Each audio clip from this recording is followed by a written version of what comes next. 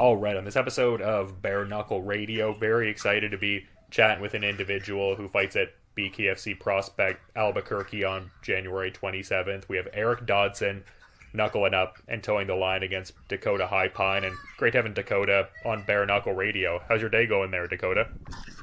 Going good. Having a great day. I went out and looked for a little bit of sponsors this morning.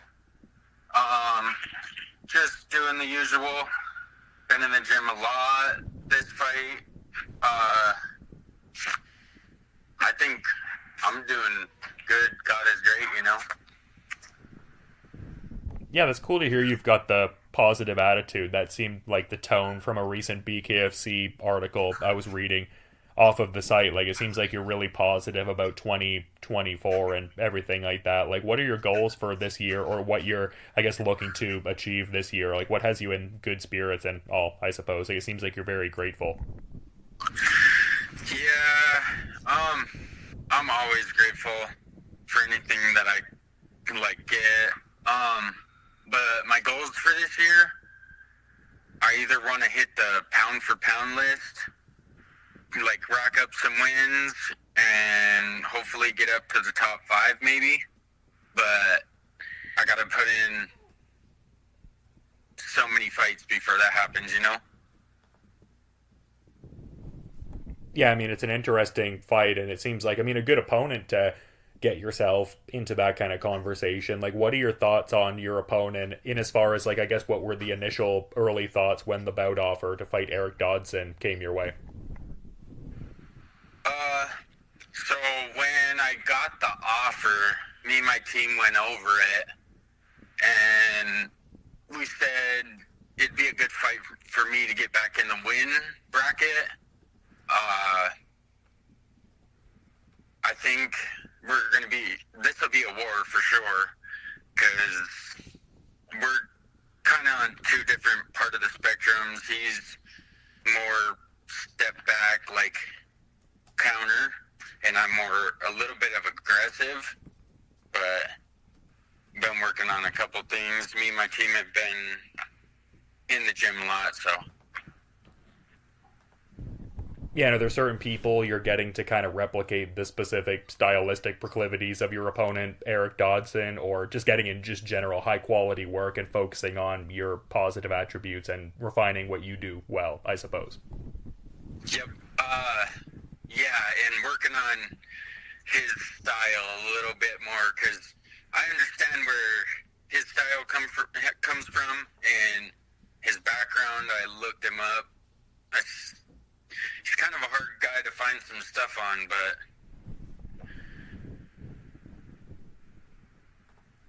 Yeah, but even then, you think you have a decent read? I could find him. Yeah, I mean, I guess you guys have similar experience in as far as you both entering the space for, your fourth time and everything like that. So, I mean, were you speaking to, I guess, footage outside of the BKFC fights he's had, or? Yeah, kinda. I know he's got he's a hometown fighter. His brother's fought for the UFC. John Dodson is the magician. They're both really good fighters. I've watched John Dodson and Eric Dodson every time they fight, so I've been going over, me and my team have been going over a lot of film, just kind of breaking it down and trying to replicate his fighting style.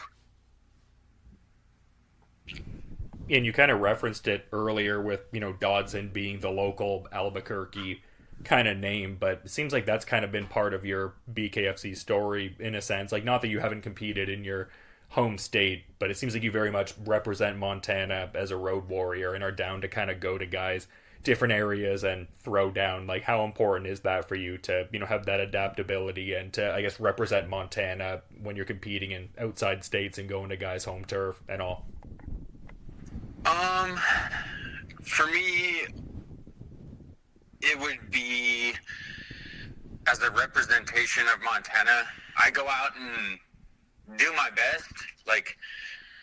I know the last fight wasn't too good, didn't turn out how I wanted, but I'm still going to represent Montana no matter what. It's where I'm from. It's where I live. And everybody in Montana supports me. Montana's the best place to live, you know? And to have a team out of Montana or see how many BKFC fighters come out of Montana, not a lot of them go to travel, you know what I mean? So, for me to be that type of guy that just steps out the boundaries and goes and fights in different states, like numerous times, I'm up for it. I'm up for the challenge. I'm not going to stop. And I'm looking forward to what this year brings.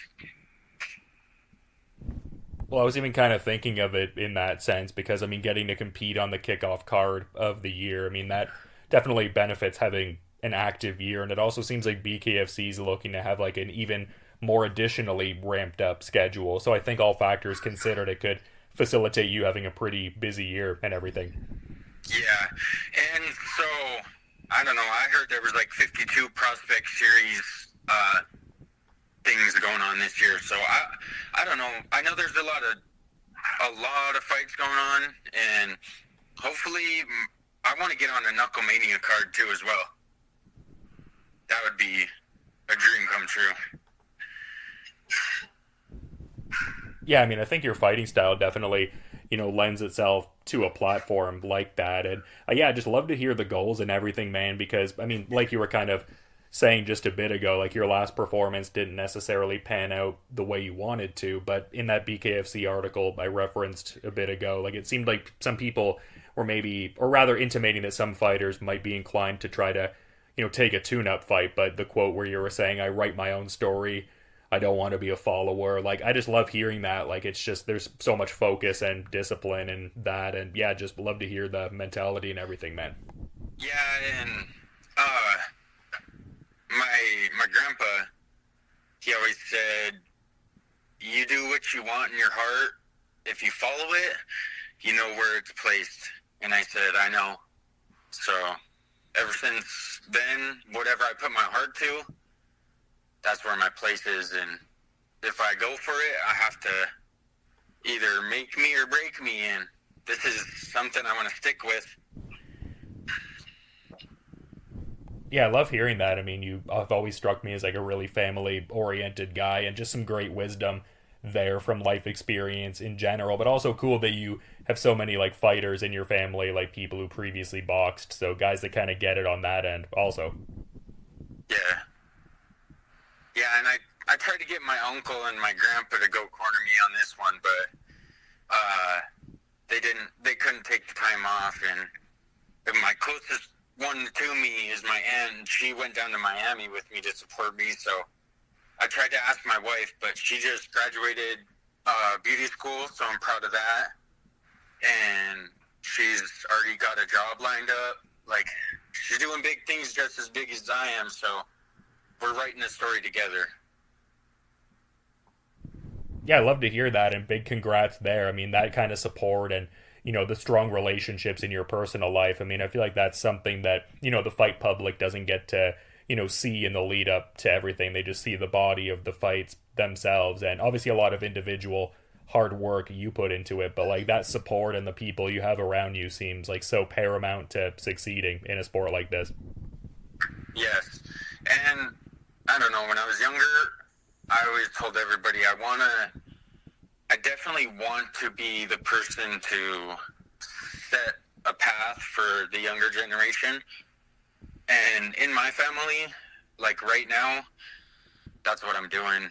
I'm showing my nephews and nieces there's a different part of life than just what everybody else does, Like, be your own leader, because one day somebody's going to follow.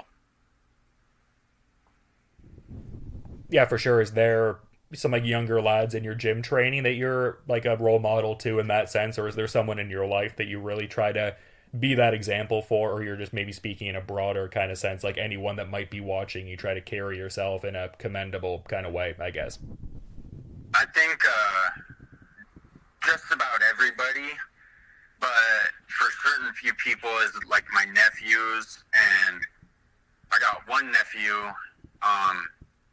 His name's KO, and he constantly trains with me. He said he wants to be a fighter. I said, well, you gotta work for it.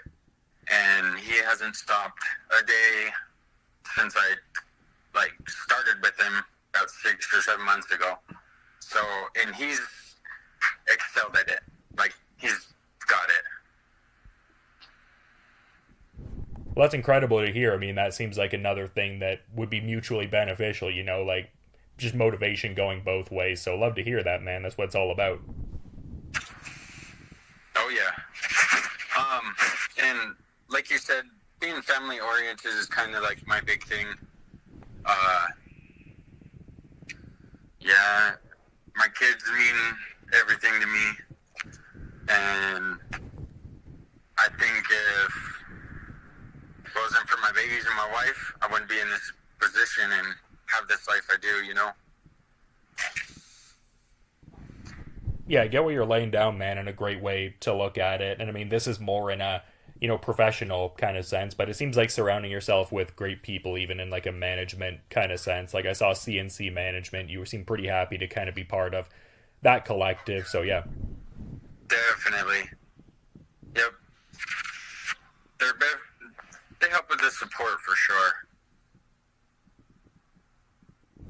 Yeah, I love hearing that, man. And I mean, we were kind of talking about your opponent a bit ago and the certain level of familiarity with, what he brings to the table, but also kind of focusing on what you're doing. I guess I'm curious because I know some fighters may, get into a bit of the visualization with the fight. Some fighters don't necessarily get too immersed into that. Like, have you visualized how you could see this fight going? Do you have a certain idea of what the outcome might be and like a predominant visualization within that, or you're just looking to stay fluid and adaptable and see what the fight presents when you're there more so, I guess? I'm thinking with the flow of the fight, but I would like to not exactly set the pace, but I would want to be at the center of the pace, if that makes sense. Yeah, I get what you're laying down in that regard and everything like that. And I'm kind of curious because I felt like the last time we talked, this wasn't at least put out there, publicly as the nickname, but in the spirit of, representing Montana. I saw you had Montana Dak and we're repping that a fair bit. Like, who gave you that moniker? I don't think I got the insights the last time we talked. I guess I'm curious on the nickname because another instance of you really representing and all. So where I got the nickname Montana Dak, I kind of got the Montana part from my cousin Ricky. He rides bikes like BMX, and he's a pro rider. Used to be on a couple pro teams, but if it wasn't for him, most of the time, I wouldn't be where I was either. But he was the one that gave me the name Montana Dak. So shout out to Montana Ricky Lopez. No, that's really cool, man. Shows, again, just like people in your life inspiring you and drawing from that. So love to hear that. And something I was also noticing when I was reading an article talking about this upcoming event that I thought was pretty interesting. Apparently, like, a lot of the Albuquerque shows are really up there in terms of like attendance for the company, like even to the scale of being some of the most attended shows BKFC has ever done. So I mean, that's kind of cool to hear. It seems like there's going to be, I mean, if the trend continues, which, history as a precedent, you imagine it would, like, it would seem like there'd be like a massive sort of crowd there. Like, are you excited, as much as it's like an away game, to be competing for, what is like obviously such a rabid market out there in Albuquerque for bare knuckle fighting? Yeah, I think this will be on probably the biggest card I've ever been on. So right now, for the attendance part, I can't wait to just hear how many people are in the building. It's going to set it off, and it's going to be a show. Yeah, I love hearing that. Is that a feeling you can even describe, like just taking in that audience and just, hearing how energetic they are when you get out there, or is it like an indescribable kind of sensation almost? Probably probably like an indescribable sensation, because once you get on that stage, I don't know, everything blacks out to me, and I just look down through the middle to the stage, and that's my focus. But yeah, I'm up for it. I'm ready, and I'm ready to represent Montana. First fighter out of Montana out of the year, so. And I've put in 4 fights. I don't look forward to slowing in anytime soon, so. Yeah, I mean, it looks like an awesome situation. Like I was saying before, getting to, kick things off on the first card of the year, and seems like there's a lot of factors in play to have a pretty active year, so definitely exciting things, man, but definitely also want to be considerate of your time and schedule. It's always fun getting to chop it up, but that being said, I'm curious if maybe you have a final parting thought as we're kind of wrapping up here, Dakota. Yeah.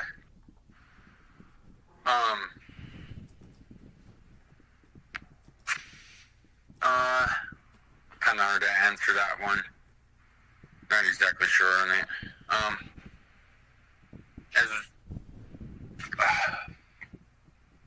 Yeah, no worries, man. I mean, yeah, I know you were looking for like sponsors. You were talking about that. I mean, that could be something that you could put out there, or just, I mean, sometimes people don't have a parting thought too. Just figured I'd give you the floor, all the same. Oh yeah. So my number one thing I've been following for a while now. Everything that is or was began with a dream, and I believe in myself. If you have a dream, you should go for it. Doesn't matter if it's hard or it's an easy thing to do. If you follow your heart and you go where it says, you do anything in life. What's an awesome sentiment to end things off on, man, and really excited for this Eric Dodson fight on January 27th. I think this BKFC prospect Albuquerque card is going to be a really good one, and yeah, no, really excited to see you knuckle up and toe the line for this one, and just really appreciate you coming on Bare Knuckle Radio, man. But until then, you have a good rest of your day, and looking forward to peeping the fight when it goes down, man. Oh yeah, thank you so much for the interview, and I look forward to doing many more. Yeah, likewise, man. Sounds good. You have a solid rest of your night, and yeah, thank you for the insights. They were awesome. Thank you.